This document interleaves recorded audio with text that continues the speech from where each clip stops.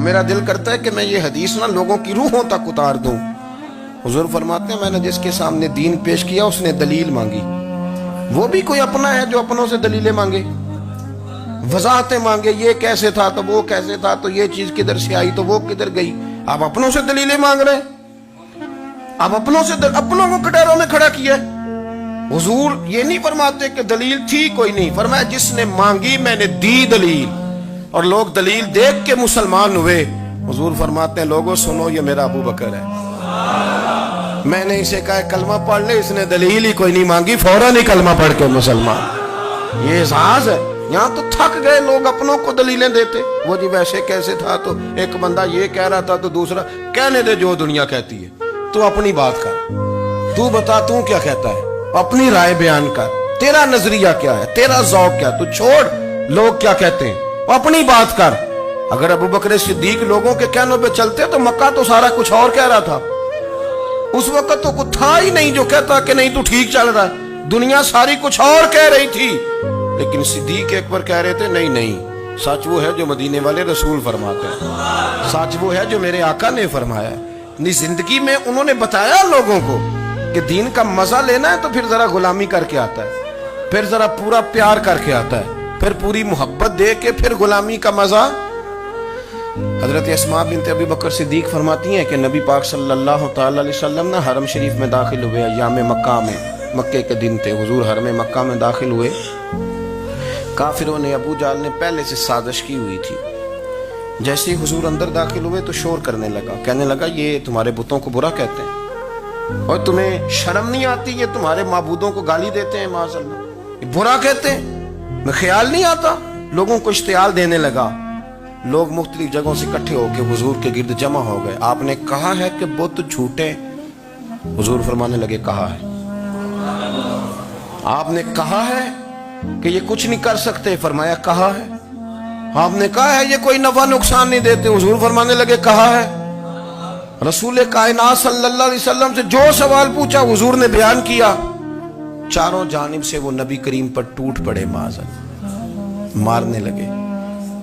حضرت صدیق اکبر گھر میں بیٹھے کھانا کھا رہے تھے، کسی نے کہا ابو بکر وہ تو حرم میں حضور کو مار رہے ہیں، نہ سر پہ ٹوپی نہ پیروں میں جوتا۔ ابو بکر دوڑے، سر پٹ دوڑے، بھاگے۔ حضور زمین پہ لیٹے ہوئے تھے، وہ تکلیف دے رہے تھے۔ حضرت صدیق اکبر نے 2 کو پکڑ کے ادھر پھینکا، 4 کو ادھر پھینکا، 5 کو ادھر پھینکا، ایک جملہ بار بار زبان سے کہتے ظالمو انہیں مارتے ہو جو تمہاری نجات کا سامان لے کے آئے، انہیں تکلیف دیتے ہو جو کہتے ہیں اللہ میرا رب ہے، انہیں مارتے ہو، شرم نہیں آتی۔ اب انہوں نے حضور کو چھوڑ کے تو جناب صدیق اکبر کو مارنا شروع کیا۔ حضرت صدیق اکبر، عقبہ بن ابی معیط، عتبہ عتیبہ ان کے ہاتھوں میں جوتے تھے۔ آج کل جوتے وہ نہیں ہوتے جو زمانے میں تھے، جوتا ہوتا تھا لکڑی کا، کھڑاؤں کہتے تھے، وہ جوتے پکڑ لیے اور جناب صدیق اکبر کے سر پہ مارنے شروع کیے۔ سر پہ جوتے لگ رہے ہیں، لگتے جا رہے ہیں، خون بہتا جا رہا ہے۔ حضرت صدیق اکبر نے بازو کھولے ہوئے بے ہوش ہو کے گرے۔ حضرت اسماء کہتی ہیں میرے والد کو لوگ گھر لائے تو سر بھی سارا لہو سے بھرا ہوا تھا، چہرہ بھی سارا لہو سے بھرا ہوا تھا۔ عشق تے اگ دوویں ایک برابر، عشق تے اگ دوویں، عشق تے اگ دوویں ایک برابر، پر عشق دا سیک ودھیرا، اگ تے ساڑے ککھ تے کانے، عشق ساڑے تن میرا، اگ دا دارو می تے پانی، کوئی دسے ہاں پلا عشق دا دارو کیڑا، سجنا اتھے کچھ نہیں بچتا جتھے عشق ہوراں دا ڈیرا۔ حضرت صدیق اکبر کو گھر لائے تو لہو لہان ہے سارا وجود، خون بہ رہا۔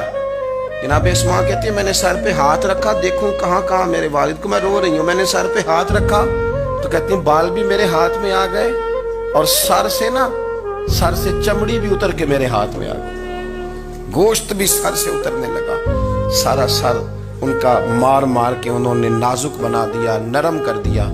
آپ فرماتی ہیں وہ بے ہوش تھے، ہم ان کے منہ میں دودھ ڈالتے تھے، لیکن وہ جب بھی آنکھ کھولتے تھے تو زبان پر ایک ہی لفظ تھا، ظالمو انہیں مارتے ہو جو تمہیں کہتے ہیں میں اللہ کا رسول بن کے آیا، انہیں مارتے ہو۔ اس ترتیب سے رسول اللہ کی غلامی کی، اس رنگ میں نبی پاک سے پیار کیا، نبی پاک کے حصے کے زخم اپنے سینے اور دل پر برداشت کیے، اس لیے تو میرے کریم نے فرمایا تھا لوگوں سن لو میرے ساتھ جس نے بھی نیکی کی میں نے بدلہ دے دیا.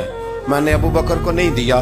میں ابو بکر کا ہاتھ پکڑ کے اللہ کی بارگاہ میں لے جاؤں گا. میں کہوں گا مالک اس نے بڑی نیکیاں کی ہیں تو ہی اسے اجر عطا فرما. میں لے کے جاؤں گا کہوں گا اے اللہ تو دے اسے اجر. اس نے بڑی نیکی کی, اس نے بڑا پیار کیا, اس نے میرے ساتھ بڑی محبت کی, اس نے بڑی غلامی